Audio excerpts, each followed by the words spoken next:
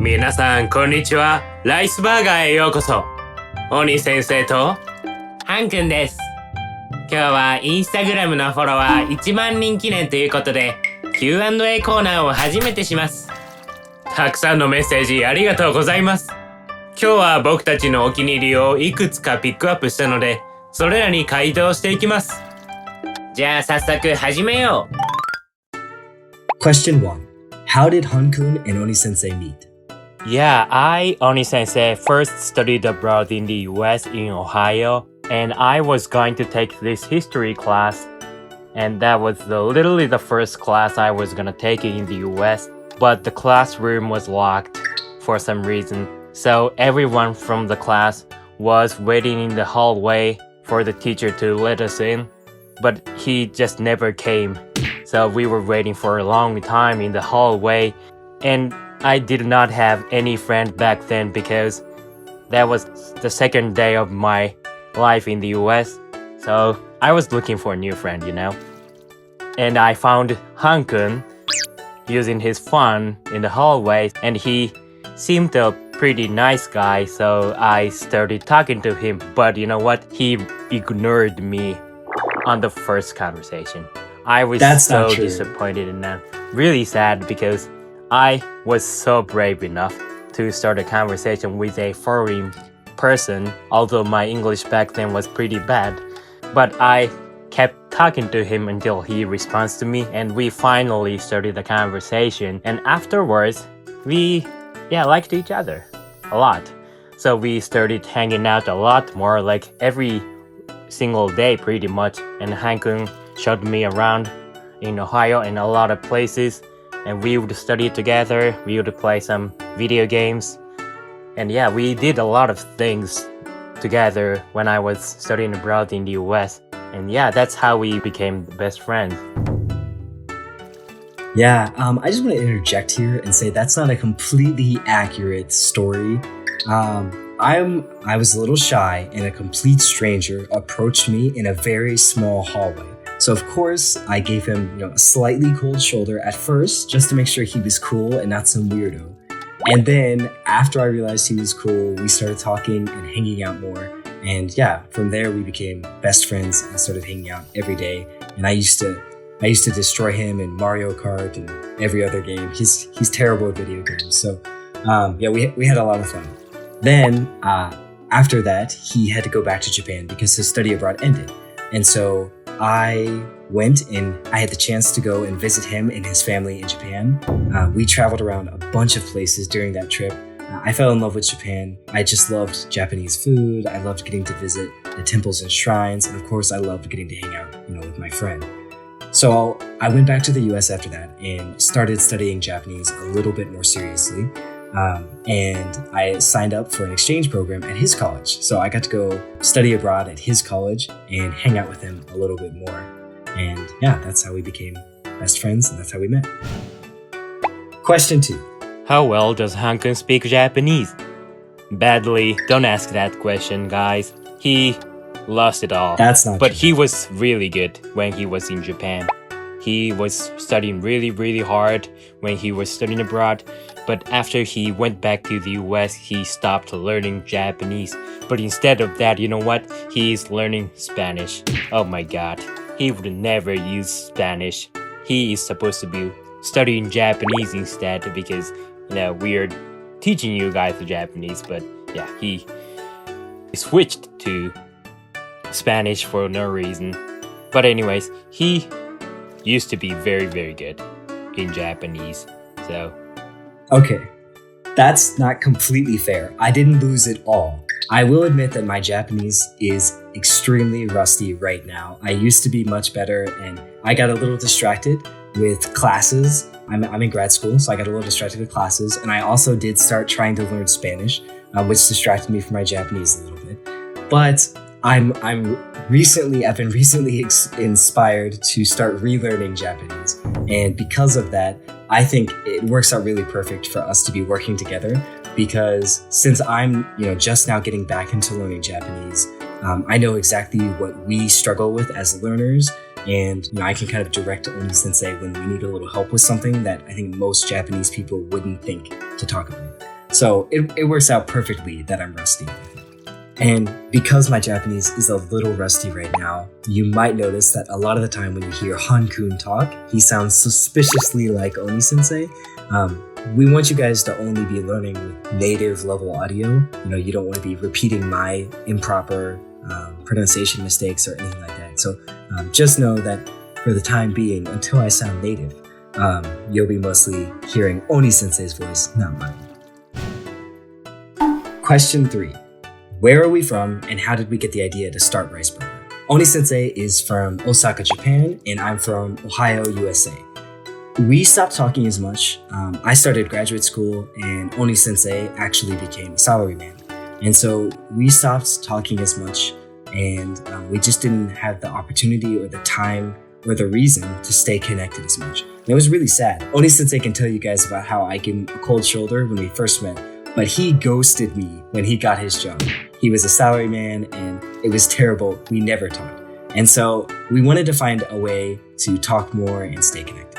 He's right. I'm not going to lie. I did ghost him at that time. But that's because the salaryman life was crazy. I did not like it. I would always have to work for more than 10 hours every single day. And I did not like the job I was doing. I was selling these car parts, but I have no interest of cars, so I did not like it, of course. So I was thinking of quitting the job, and at the same time, I also wanted to keep in touch with Han-kun, just like Han-kun said, since I literally did not text him when I was in the salaryman period. So I was looking for some way for us to work together on something and do some job together, right? And onigiri and hamburger came into my mind all of a sudden, and that was like, I was like, okay, let's talk about this with Han-kun, and I asked him if he wanted to do this together with me, and he said yes. That's how we started RiceBurger project together, and I have been having a lot of fun with him working on something, approaching to the goal of us working together forever, although we are in different countries, but we have been staying in contact and working together and having fun. So much fun, and I am really glad about it. Of course, when he asked me if I wanted to work on RiceBurger, I had to say yes. And that's how RiceBurger was started, just two best friends wanting an excuse to talk more and maybe work together on something a little bit bigger. So yeah, it's been a blast, and I hope you guys like our videos. Question 4. Is kanji really important to learn? Nope, it depends on your goals. Exactly. When I first went to Japan, I was only traveling, and I didn't really learn how to read or write beforehand. But I still had so much fun, and I really didn't struggle that much. With tools like Google Translate and the fact that most signs in Japan have romaji that can tell you, if you know how to pronounce it, then you know what it's saying, without necessarily having to be able to read or write in Japanese. So all I really did when I was visiting was some speaking and pronunciation practice with Oni-sensei, and that prepared me enough. That's right, but kanji sometimes can be important if you're trying to work in Japan as a full-time worker eventually, because you would have to need all the certificates like N1 and N2. So in order to pass all those exams, you would have to learn a lot of kanjis. But just like Han-kun said, if your goals are just traveling around in Japan or visiting your friend, you would never have to learn that much of kanji. You would only have to read hiragana or romaji, and if you can understand what the Japanese is, even if it's romaji, you would be able to enjoy your visit in Japan. Exactly. In our opinion, if you can read and write in Japanese, but you can't speak and listen, then you've kind of wasted your time, because that's the most fun and useful part about learning a new language. So, don't not learn kanji, but just make sure that if you're learning kanji, it's because it's important for your goals. Question 5. How can I learn about Japanese history? Wikipedia and Google, and also start a Japanese Instagram page with your friend. That's what I did. Yep, the second part is the most important. Question 6. Do we have any tips on reading Japanese faster? Karaoke. Exactly. Karaoke. Karaoke is the best way to learn how to read super fast. That's how I practiced back when I was in Japan, because you can't keep up with the music if you can't read at least hiragana super fast. You'd have to read each letter, almost immediately before the line disappears, and it just trains you to get really used to it. And also, you can hear what everybody else is saying. So if you mispronounce it, like if you accidentally read it ki and everyone else is like ka, in the back of your head, like, oh, So you get instant feedback from listening to your friends. Karaoke is the best way to read things. That's right. And don't worry if you can't read the kanjis that are going to be on the screen, because a lot of the karaoke places have all of these small hiragana on top of the kanjis. So if you can read the hiragana, you will be able to sing the songs with the lyrics that are on the screen, and you'll enjoy the time and be able to learn at the same time. And for those of you who are not in Japan currently, YouTube is a great option. Just go to YouTube, search up any Japanese song, and type in karaoke version, and you'll be able to practice from anywhere in the world. We recommend Dry Flower by Yuri. And I am really, really good at singing the Dry Flower song, so... He's not as good as me. You suck at singing. You suck at singing. That's not true. Question 7. Do we do any live speaking sessions for practice? Unfortunately, no. Right now, we're in 2 different time zones, and we're really busy working on videos and a couple surprises for you guys in the future. So currently, that's not in the works, but maybe someday. Yeah, possibly in the future. Question 8. Are there going to be any new characters? We don't have any plans currently. However, you can leave us a comment and let us know which characters you would like to see in the future, because while we don't have any plans, we're always looking to add more in the future. Question 9. What are our future plans?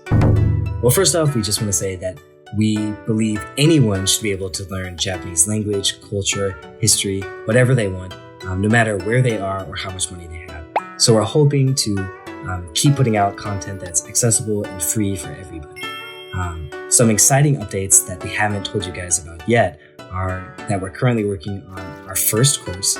We're still working on it, and we're also planning to launch a website soon, as well as plenty other cool and exciting things coming your way in the future. So stay tuned. That's right. And we're also planning to do more story-based videos, so our contents can be more entertaining. And also we're planning to do some podcasts, so you guys can know about us a lot more, because currently we don't really do this type of things. Other than this is literally the first live speaking kind of session, so you guys can get to know about us. But we're planning some more stuff, and most importantly, Hankun and I have been working really hard to find this best way to teach Japanese, and we have been seeing the answers for it and have been working on that, courses and everything. So stay tuned with us and don't miss it, okay? Let's get together. We got this, and you'll be amazing in Japanese. Absolutely. So we've now answered all the questions that we had for today. We did get a couple more questions, but we're hoping to save those for next time. And we are hoping to do this again sometime soon if you guys like this. So please drop us a comment and let us know what you think, or if you have any questions for next time's video. And like we said, we have a lot of exciting things coming out soon, so stay tuned.